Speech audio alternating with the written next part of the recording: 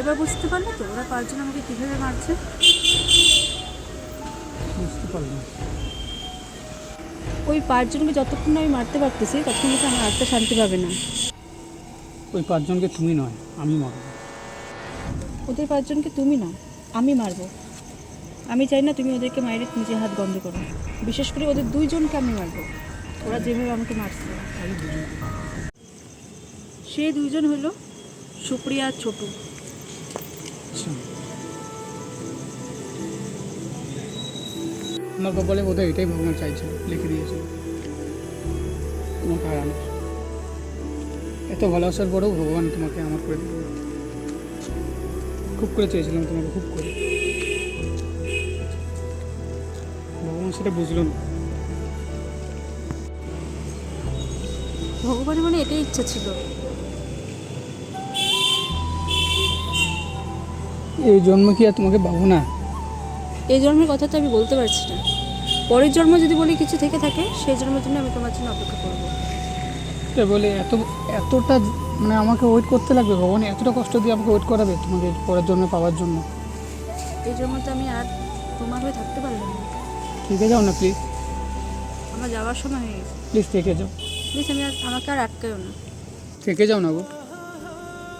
আমাকে আটকেও না, আমি আর থাকতে পারবো না, আমার সময় হয়ে গেছে। চলে গেলে আমি কী করে বাঁচবো? এটাই নিয়তি। আবার না হয় পরে দেখা হবে পরের জন্মে। আর পিছন ঘুরে তাকাবে না, নাহলে আমি যেতে পারবো না। আমি পারিনি তোমাকে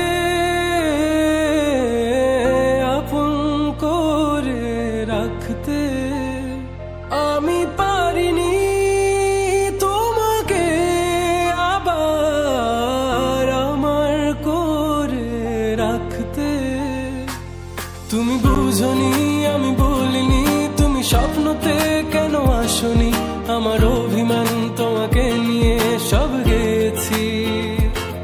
তুমি বুঝনি, আমি বলিনি, তুমি স্বপ্নতে কেন আসনি? আমার অভিমান তোমাকে নিয়ে সব গেছি। গানে গানে সুরে সুরে কত কথা বলেছি তোমাকে, তুমি বুঝনি, বুঝনি।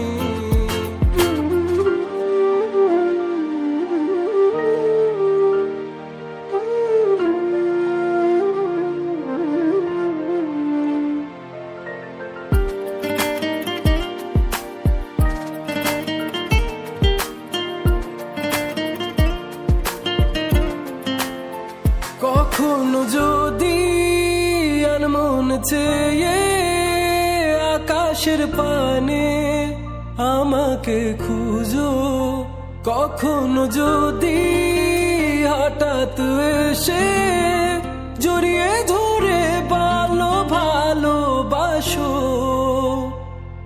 আমি প্রতি রাত, হ্যাঁ প্রতিক্ষণ খুব অজানাই কত অভিনয় করে বসি তোমায় ভেবে।